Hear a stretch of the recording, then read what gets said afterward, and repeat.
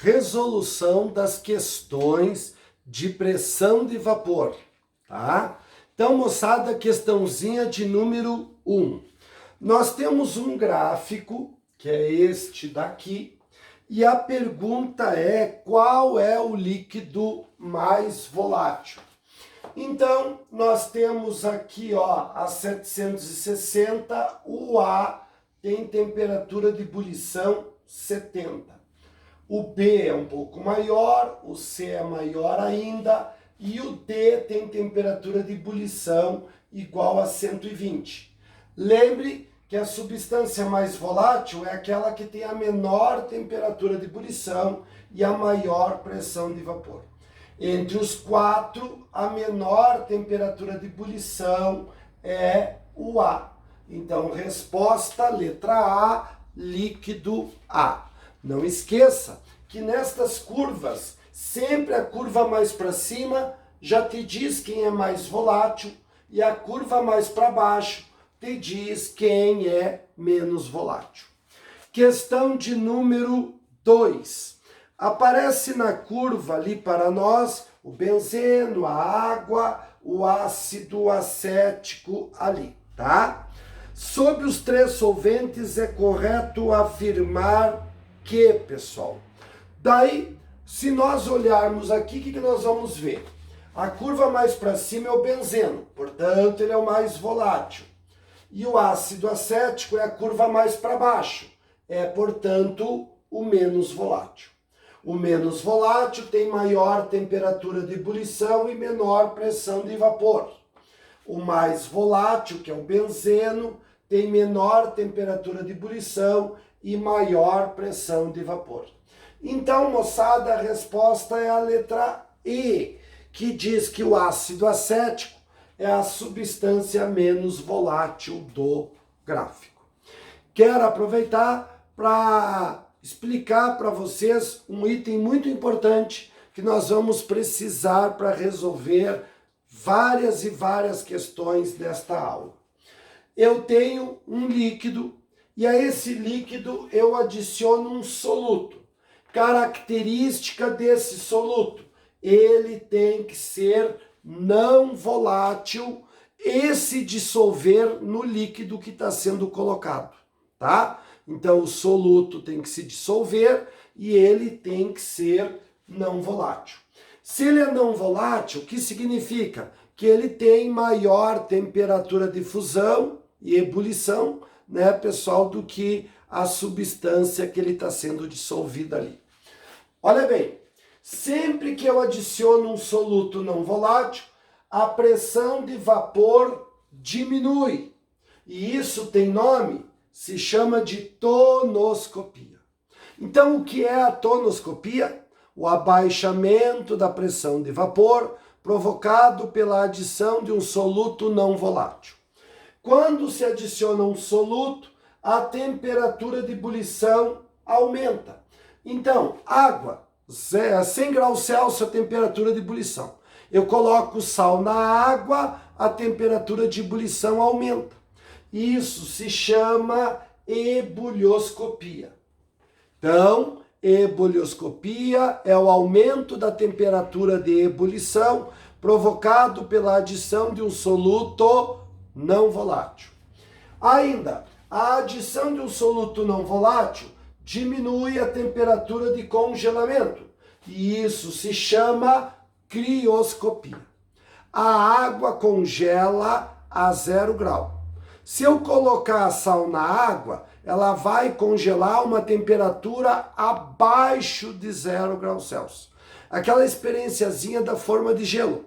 De um lado tu coloca só água e do outro lado tu coloca água com sal e leva para o congelador. O que vai acontecer? Só vai virar gelo a parte que só tem água.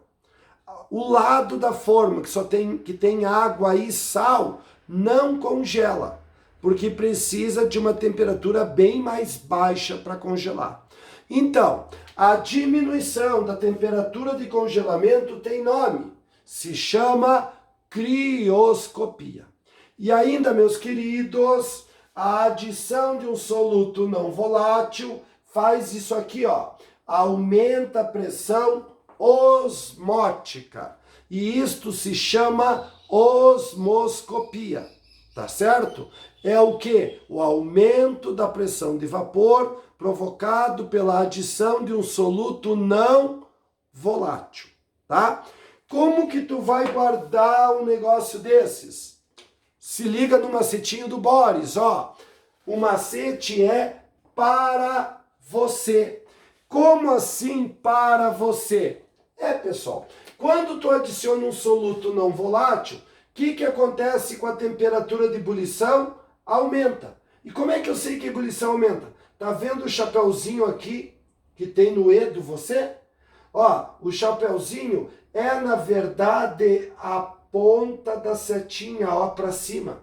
Sempre que eu adiciono um soluto não volátil, a temperatura de ebulição aumenta. E a de congelamento diminui. E a pressão osmótica aumenta.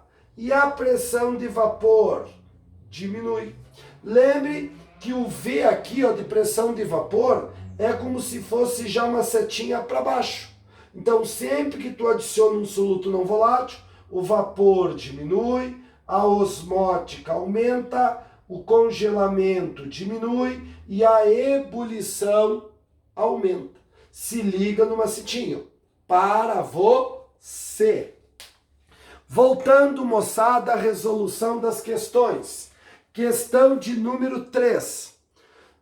No passado se fazia sorvete colocando o recipiente com o seu preparado físico em outro recipiente contendo uma mistura de gelo com sal.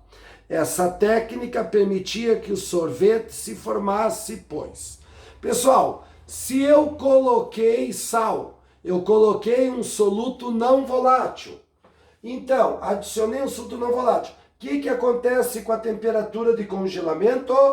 Ela diminui a temperatura de congelamento, favorecendo ali, gurizada, a formação e conservação do sorvete. Então, respostazinha, letra o quê? Letra A, a número 3. Questão de número 4.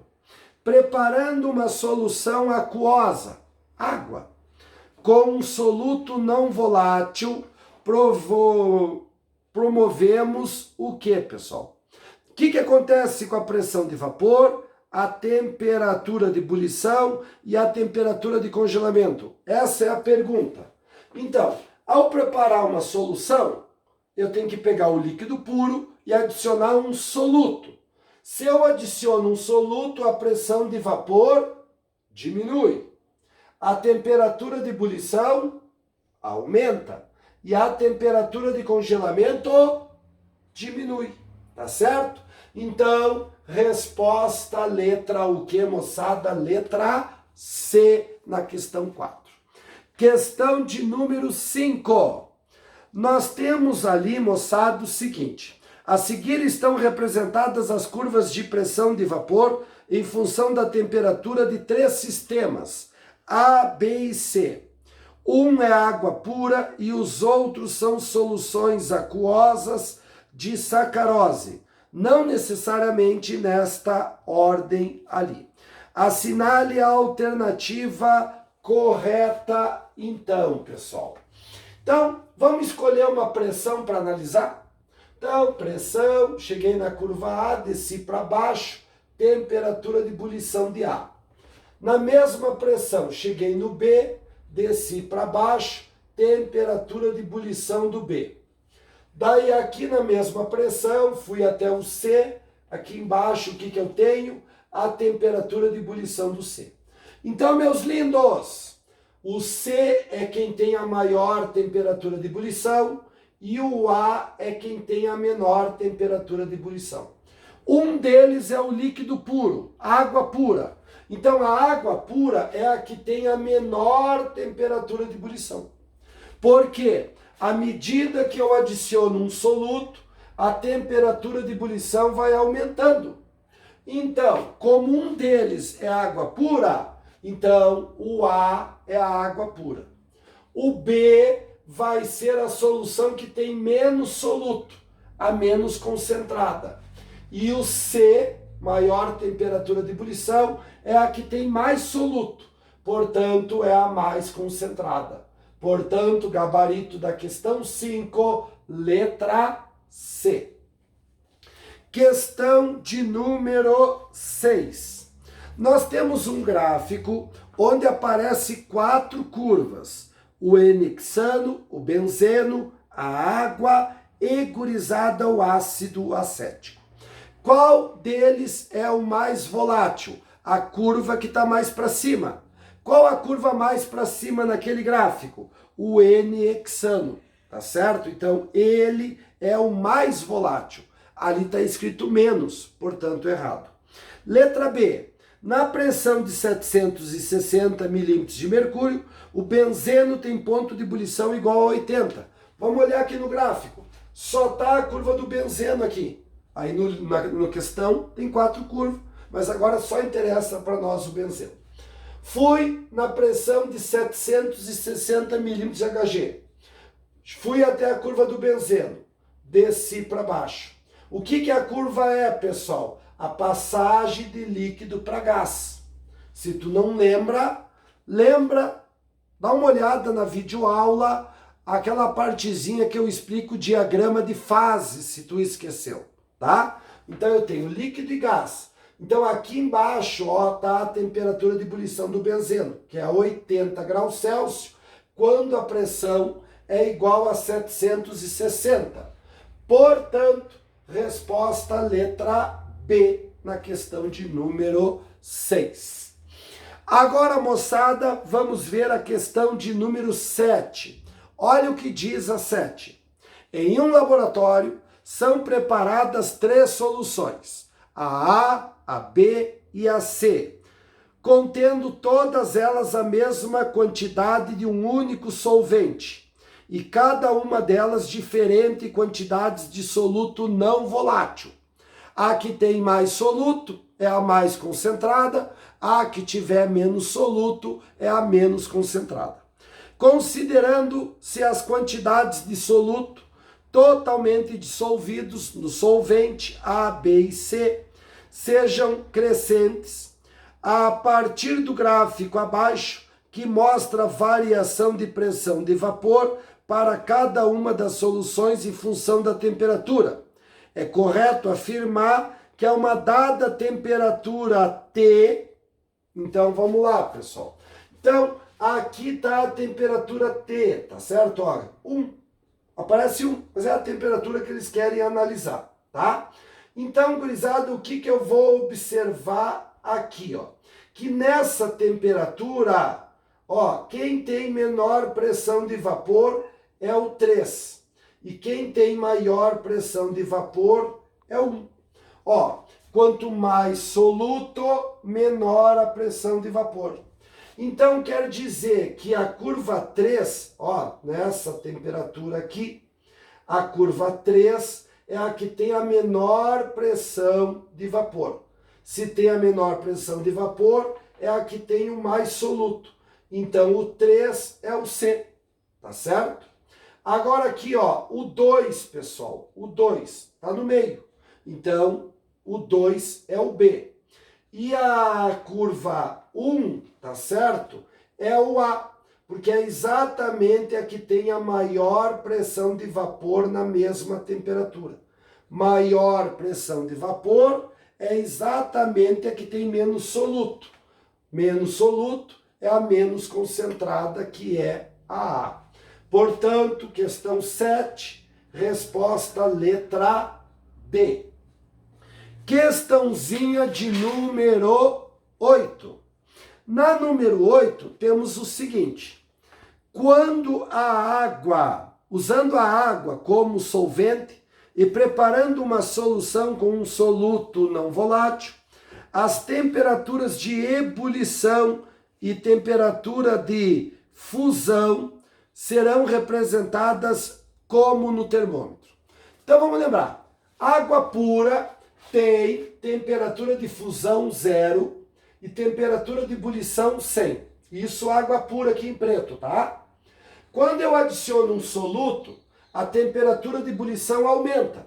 Então, quando eu botar o soluto, a temperatura de ebulição tem que ser acima de 100, representado aqui, ó, pela setinha azul.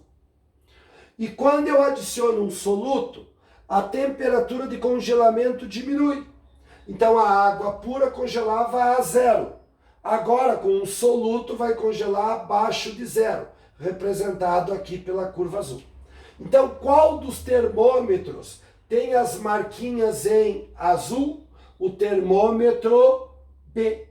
Adiciona um soluto, a temperatura de ebulição, ó, aumenta. Adiciona um soluto não volátil, a temperatura de congelamento diminui. Letra B na 8. Questãozinha de número 9. Em festas e churrascos, em família, é costume usar geladeiras de isopor para resfriar bebidas enlatadas ou engarrafadas. Para gelar eficientemente, muitas pessoas costumam adicionar sal ou álcool à mistura gelo e água. A melhor eficiência mencionada se deve ao fato de que a presença de sal ou álcool... Então, eu estou adicionando um soluto não volátil. O que vai acontecer, pessoal? Diminui a pressão de vapor, aumenta a temperatura de ebulição, diminui a temperatura de congelamento e aumenta a pressão osmótica. Qual desses aqui tem a ver em manter a bebida mais gelada? A diminuição da temperatura de congelamento.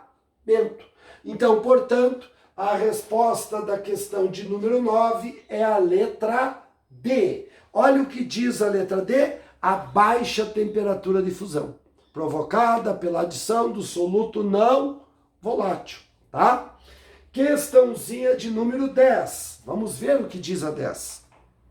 O etileno glicol é usado como aditivo de água dos radiadores de automóveis, com o objetivo de dificultar a ebulição da água e, consequentemente, proteger os motores dos automóveis, especialmente nos dias quentes de verão, muito comuns em nossa região, que no caso aí é o Pernambuco, né? Tá?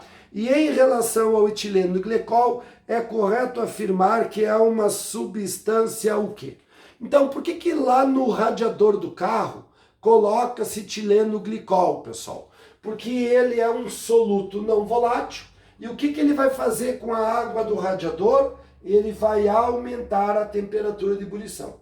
Então, mesmo que a água atinja 100 graus Celsius, ela não vai passar para o estado de vapor e vai se manter a água dentro do radiador.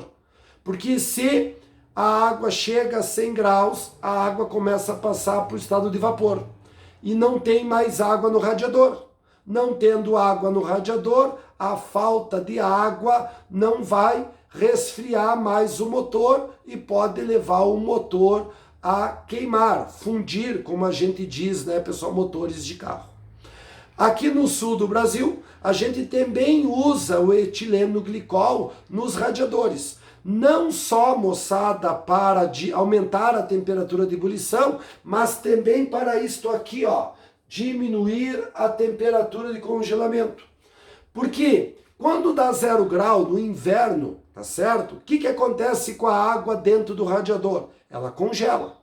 Se a água congela, aqueles pequenos caninhos que tem dentro do radiador, a água, gurizada, ao congelar, ela aumenta de volume e ela iria estourar aqueles caninhos. Daí, quando esquentasse, toda a água do radiador ia acabar escapando por esse furinho, porque a água virou gelo e fez o caninho se abrir, tá certo? Escapando toda a água. Novamente, iria faltar água e o que ia acontecer com o motor do carro? Fundir. Então a gente aqui no sul coloca, gurizada, etileno glicol, não só para aumentar a temperatura de ebulição, mas para evitar que a água congele dentro do radiador. Tá? Lembrando que a questão só quer saber da temperatura de ebulição, a questão lá de Pernambuco. Então a resposta vai ser, moçada, a letra E, que diz assim, ó, que adicionada a água provoca uma elevação na temperatura de ebulição da solução de resfriamento em relação à temperatura de ebulição da água. Letra E. Questão de número 11.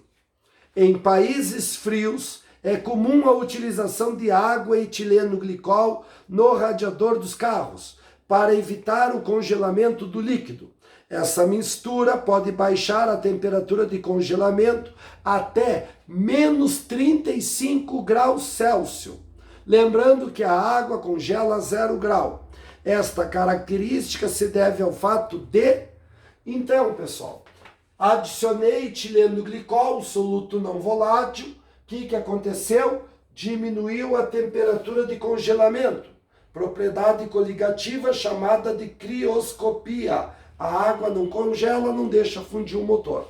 Então, respostazinha, letra A. Olha o que diz a letra A. A temperatura de início de congelamento do solvente numa solução água mais etileno glicol é menor que a temperatura do início de congelamento do solvente puro, que é a água. Tá? Então, confirmando, letra A. Questão de número 12 da FATEC. A adição de soluto não volátil à água interfere em suas propriedades, como, por exemplo, densidade, pressão de vapor, ponto de congelamento, temperatura de congelamento. A imagem ilustra uma experiência a partir do qual podemos observar a influência, a interferência da adição do sal na densidade da solução. No primeiro copo, tu tem o ovo com água pura. Olha o que aconteceu, gurizada, com o ovo. Ficou na parte de baixo. Por que ficou na parte de baixo o ovo? Porque o ovo é mais denso e a água pura é menos densa. Lembra que o menos denso fica em cima e o mais denso fica em baixo, tá? Então, a água pura é menos densa que o ovo. Segundo copo, tá? O ovo está num copo com água e sal. Olha o que aconteceu, gurizada, com o ovo quando colocou sal naquela água. O ovo saiu do fundo e começou a boiar na água com sal. Por que agora o ovo está boiando? Porque agora o ovo é o menos denso. E a água com sal é o que? O mais denso. Daí a questão ali, gurizada, quer saber o que acontece quando foi colocada o sal na água. Então, pessoal, quando eu coloquei sal na água, a água ficou mais densa. A pressão de vapor diminuiu, a temperatura de ebulição aumentou, a temperatura de congelamento diminui e a pressão osmótica aumentou. Então, a respostazinha da questão de número 12 vai ser a letra C, que diz o seguinte: a água com sal ali, pessoal, tá certo? Ó. Vamos ver o que diz ali, ó. Bem certinho como é a pergunta. Sobre as propriedades, é correto afirmar que a água pura em relação à água com sal. A água pura tem menor densidade e tem maior temperatura de congelamento, porque a água com sal tem menor temperatura de congelamento. Então, a água sem o sal tem maior temperatura de congelamento e é menos densa. Então, resposta letra C. Questãozinha de número 14, pessoal. Vamos ver o que diz a questão 14. Tem um texto e a partir desse texto temos que resolver a 13 e a 14, tá? Então vamos lá, pessoal. A panela de pressão permite que os alimentos sejam cozidos em água muito mais rapidamente do que em panelas convencionais. Sua tampa possui uma borracha de vedação que não deixa o vapor escapar, a não ser através de um orifício central sobre o qual assenta um peso que controla a pressão. Quando em uso, desenvolve-se uma pressão elevada no seu interior. Para sua operação segura, é necessário observar a limpeza do orifício central e a existência de uma válvula de segurança, normalmente situada na tampa. O esquema da panela de pressão e um diagrama de fase da água são apresentados a seguir ali, tá? Por que a questão falou, pessoal, que tem que estar sempre limpo ali aquela passagem? Porque se tiver entupido, pessoal, tá certo? Vai aumentar muito a pressão dentro da panela e a panela de pressão simplesmente vira uma bomba. A pressão vai aumentar dentro da panela, até que vai chegar um momento que a panela vai explodir. Por isso que tem, gurizada, aquela saidinha e aquela válvula que fica, gurizada, em cima, aquele peso em cima, para que o vapor, quando fica muito grande, possa sair ali sem que a panela exploda, tá? Então vamos lá, questão de número 13. A vantagem de uso da panela de pressão é a rapidez para o cozimento dos alimentos. Isso se deve ao quê, pessoal? Como tem aquela borracha, tá certo? O vapor não consegue sair para fora, aumenta a pressão dentro da panela. O líquido que está lá dentro, tá certo? Precisa igualar a pressão da panela para entrar em ebulição. Para aumentar a pressão do líquido lá dentro, vai exigir mais calor, então vai exigir maior temperatura. Então a panela de pressão cozinha mais rapidamente, porque cozinha a uma pressão mais elevada, tanto a pressão da panela, como a pressão de vapor do líquido e a temperatura de ebulição dentro da panela. Então a resposta, gurizada, vai ser a letra B, que diz assim, ó, a temperatura no seu interior está acima da temperatura de ebulição do local. Nível do mar, a temperatura de ebulição seria 100 da água. Agora, dentro da panela de pressão, a temperatura de ebulição é o quê? 120. Questão 14. Se por economia baixarmos o fogo sobre uma panela de pressão, logo que inicia a saída de vapor pela válvula, de forma simplesmente a manter a fervura, o tempo de cozimento, o que vai acontecer? Moçada, quando a panela pega a pressão, é porque ela já atingiu a temperatura de ebulição, né? Se tu começa a ter vapor dentro da panela, é porque atingiu a temperatura de ebulição. Então a panela pega a pressão, tá certo? Então não precisa mais o fogo alto, porque o alimento ali, gurizada, passa a ser cozido pela temperatura que já atingiu 120 graus. Então o fogo da panela pode ser o fogo baixo, tá certo? Porque não adianta mais fogo alto, porque, gurizada, se o fogo é alto, vai aumentar a pressão dentro da panela, a pressão de vapor, e essa pressão de vapor produzida a mais vai acabar saindo pelaquela válvula em cima. Então, apenas o fogo baixo já vai ser suficiente para manter o cozimento nessa panela de pressão. Então, o tempo de cozimento vai ser exatamente o mesmo, em fogo alto e fogo baixo, tá certo? A diferença, gurizada, é que se o fogo é baixo, a pressão ali dentro vai se manter, a temperatura de ebulição também se mantém em 120, tá certo? E cozinha os alimentos.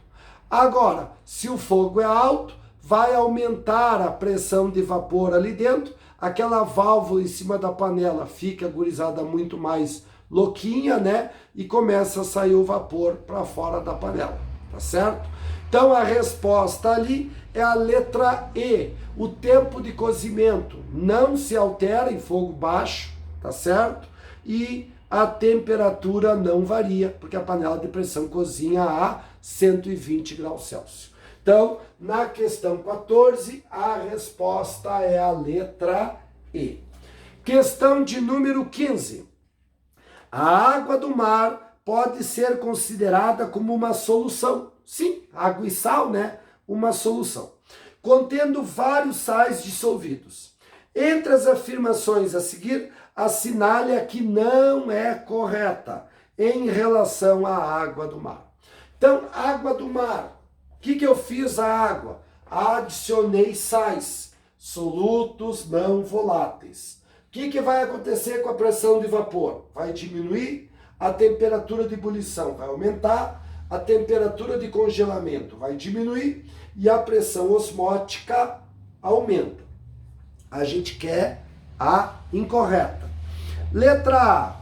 Um dos sais dissolvidos na água do mar é o cloreto de sódio, o NaCl, o sal de cozinha. Correto. Letra B. A pressão de vapor da água do mar é menor do que da água pura na mesma temperatura. Sim, adicionou soluto, a pressão de vapor diminuiu. Verdade. Letra C. A temperatura normal de ebulição da água do mar é inferior do que da água pura. A temperatura normal de ebulição da água do mar é maior do que da água pura. Sim, eu adiciono um soluto não volátil, a temperatura de ebulição aumenta. A água tem temperatura de ebulição 100, a partir do momento que tem sal na água, é acima de 100 graus Celsius. Quanto mais sal eu colocar, maior será a temperatura de ebulição. Letra D. A temperatura normal de ebulição da água do mar será sempre maior que a temperatura normal de ebulição de uma solução de sacarose de concentração em mol por litro igual a do cloreto de sódio existente na água do mar. Bom, então eu tenho, pessoal, duas soluções de mesma concentração. Uma com açúcar e a outra com NaCl. O NaCl, quando colocado em água, se transforma em 2 íons. Quanto maior for o número de partículas que tiver nessa água, maior vai ser o efeito coligativo. Então, mesmo a concentração da água com açúcar e com a água do sal serem iguais, a água com sal terá maior efeito coligativo, tendo maior temperatura de ebulição. Tá certo? Letra E, moçada. A temperatura de solidificação da água do mar permanece constante à medida que o solvente se solidifica ali, pessoal. Quando eu adiciono o soluto, o que acontece com a temperatura? A temperatura de congelamento, ela diminui, né, pessoal? Ela diminui. Então, a respostazinha vai ser letra o quê? Letra E. Questão de número 16. Diz assim: preparando as soluções, 3 soluções, representadas a seguir, tá? Então, pessoal, todas ali têm a mesma quantidade de água, que é 100 gramas. Mas a quantidade de soluto é diferente. A primeira tem 1,8 gramas de glicose, a segunda tem 3,42 gramas de sacarose e a terceira 3,6 gramas de frutose. Daí eles dão as massas molares das substâncias ali, o valor do mol de cada uma. As soluções que têm a mesma pressão de vapor começam a ferver na mesma temperatura e iniciam o congelamento em igual temperatura. Quais são? Então, a teoria, moçada, que é aquela que está ali, tá? Só que aqui, ó, com mais detalhes. Quanto mais soluto não volátil em mols, então não é em grama que a gente analisa quando os solutos forem diferentes. Se é o mesmo soluto, pode ser em grama. Mas se os solutos são diferentes, tem que analisar em mols, tá? Então, ó, quanto mais soluto não volátil, menor a pressão de vapor, maior a temperatura de ebulição, menor a temperatura de congelamento e maior a pressão osmótica. Agora, como que eu calculo o soluto em mols? Pega a massa do exercício e divide pela massa molar que está na tabela periódica. No caso do exercício, eles já deram um mol de cada fórmula. Então, número 1, 1,8 grama dividido pelo mol, que é 180, 0,1 mol. Número 2, a massa do exercício pelo mol. Quanto deu o número de mols? 0,1. E, gurizada, a terceira solução. A massa do exercício é 3,2 dividido pelo mol, que é 180. Deu 0,2 mol. Então, das três soluções, duas têm o mesmo número de mols. A1 e A2, 0,1 mol. Se tem a mesma quantidade de soluto em mols, tem o mesmo efeito coligativo. Quer dizer, vai ter a mesma diminuição da pressão de vapor, o mesmo aumento da temperatura de ebulição, a mesma diminuição da temperatura de congelamento e o mesmo aumento da pressão osmótica. Então, gurizada, resposta 1 e 2, letra A. E chegamos na penúltima questão, que é a 17. Vejamos o que diz a questão 17. Em 2 frascos A e B, ligados conforme o esquema a seguir e inteiramente mergulhados num banho a temperatura constante, colocam-se respectivamente 0,1 mol de sacarose em água e uma solução 2 mol por litro de sacarose em água. Ambos mesmo nível inicial. Com o passar do tempo, observa-se o que, pessoal? Então, eu tenho uma solução 0,1 mol e 0,2 mol, ambas de sacarose, tá? Mesma quantidade de uma e de outra. Elas estão tampadas e tem um caninho que conecta uma com a outra. À medida que passa o tempo, olha o que acontece, pessoal. A água da solução menos concentrada começa a passar para a mais concentrada. Tá, mas por que a água começa a passar daqui para lá, pessoal? Aqui, ó. Olha bem, pessoal. A solução menos concentrada tem menos soluto. Se tem menos soluto, vai ter maior pressão de vapor. Então, se tem maior pressão de vapor, tá mais fácil para igualar a atmosférica e passar de líquido para gás. Então, ó, aqui é mais fácil para a água passar para o estado gasoso. Entra no caninho. Quando a água entra no caninho no estado gasoso, estado de vapor, ao entrar em contato com o caninho, ela começa a condensar e começa a pingar aqui.